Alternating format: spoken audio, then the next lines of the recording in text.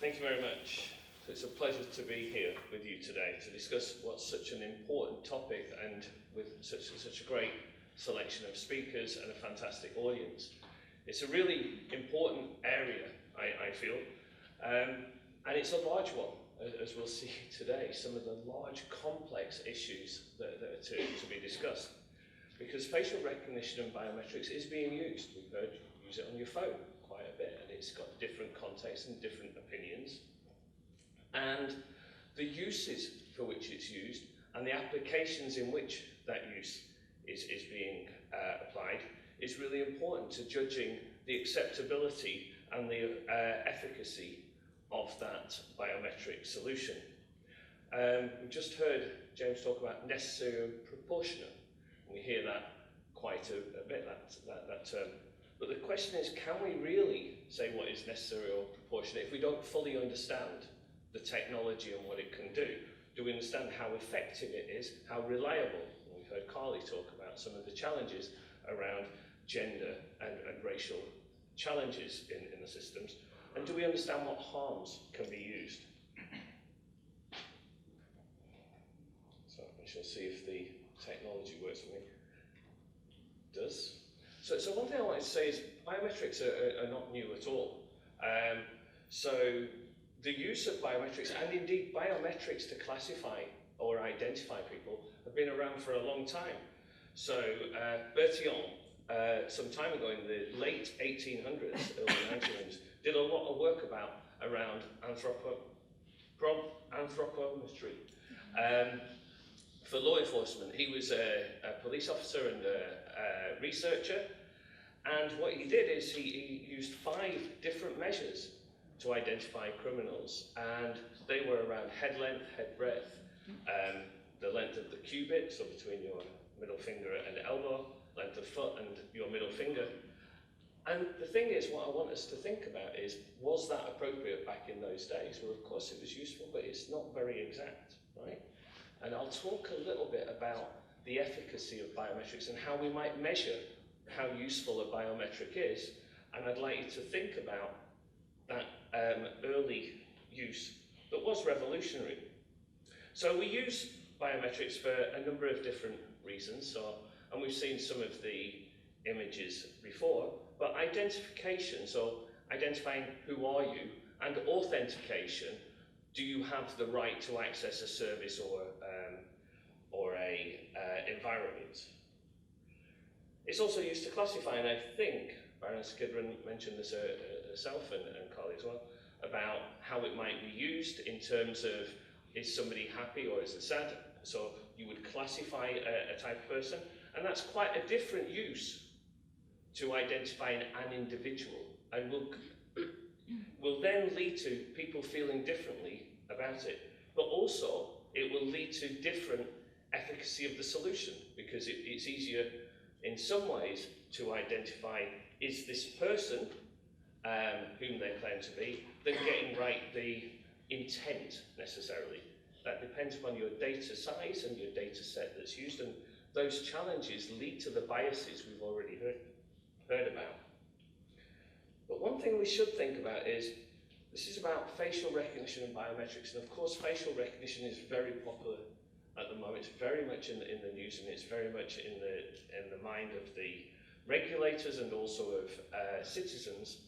But there are other biometrics that also can be applied, so iris scans, palm vein is being used by Amazon, for example, that's being explored.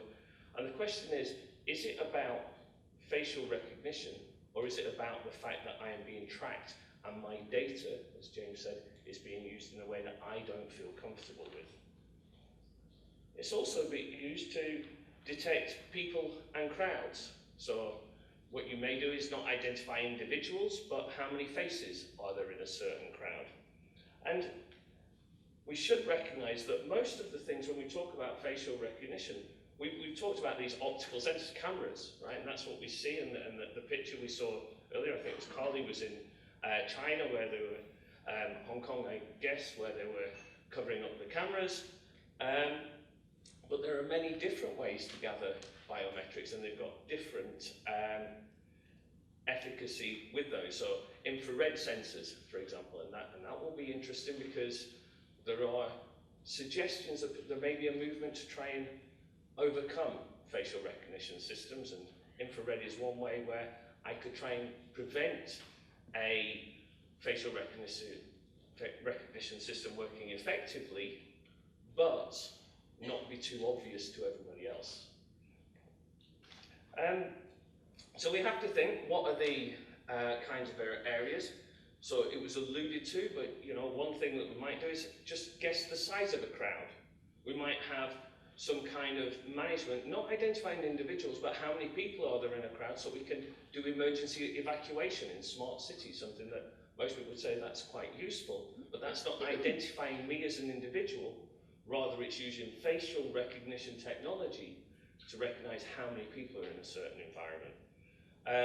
As we heard, if it's to access my phone, I might accept that, especially where is that data being stored, something that James touched on.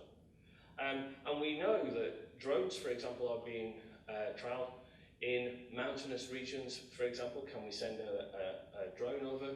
Red Cross using this kind of thing, but also can we identify animals by wildlife organisations, which very, very difficult for a human to spot, but machine vision can do that.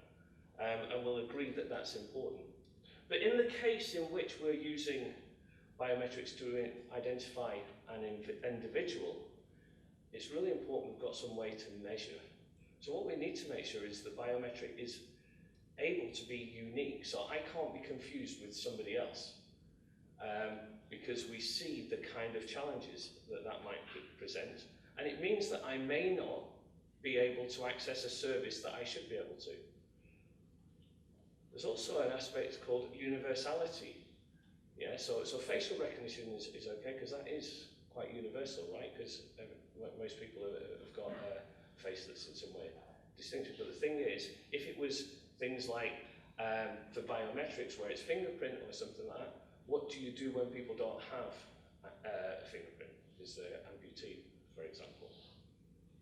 We also need to make sure that there's a permanence of the biometrics. That means that it doesn't change over time.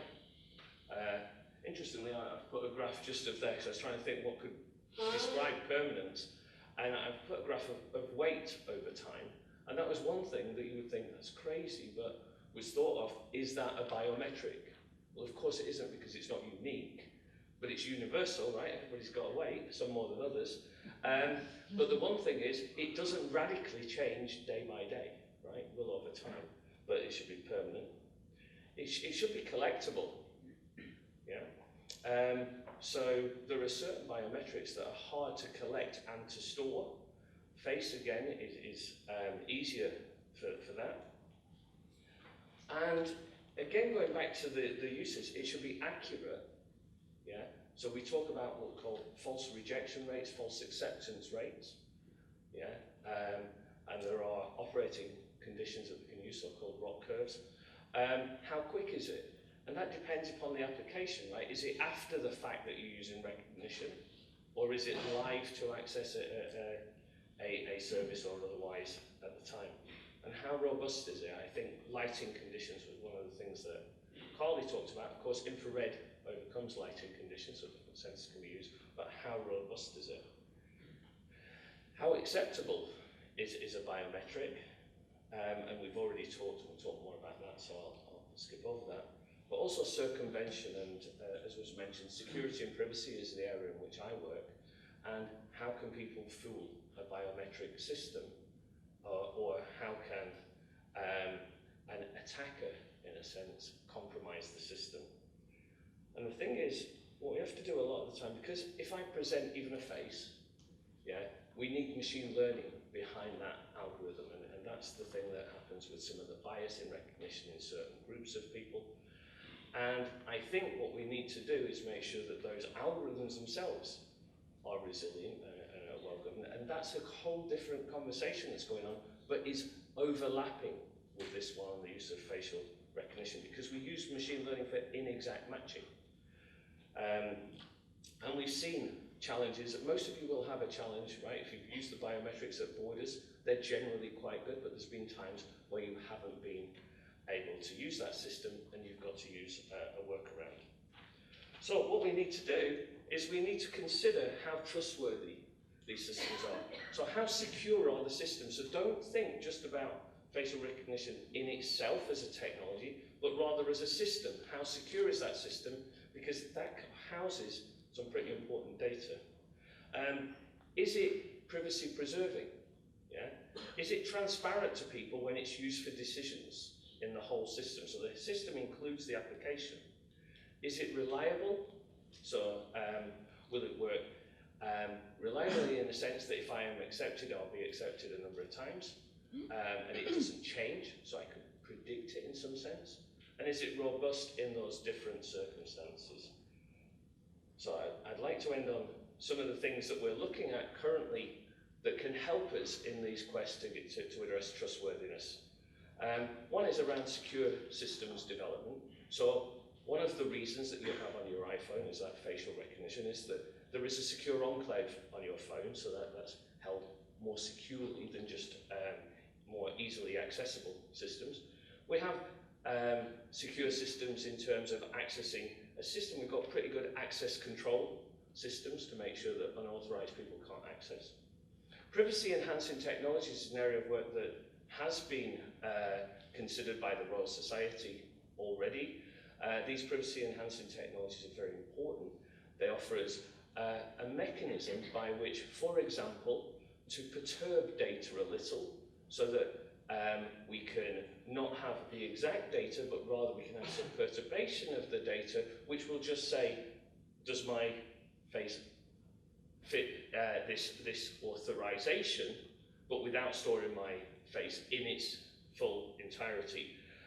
Equally, what we can do is share data between data sets using secure multi-party computation without ever releasing the data in a set. So if I'm denied access, my credentials are not as clear and are not communicated to somebody who's at an airport, for example, if I'm on a no-fly zone.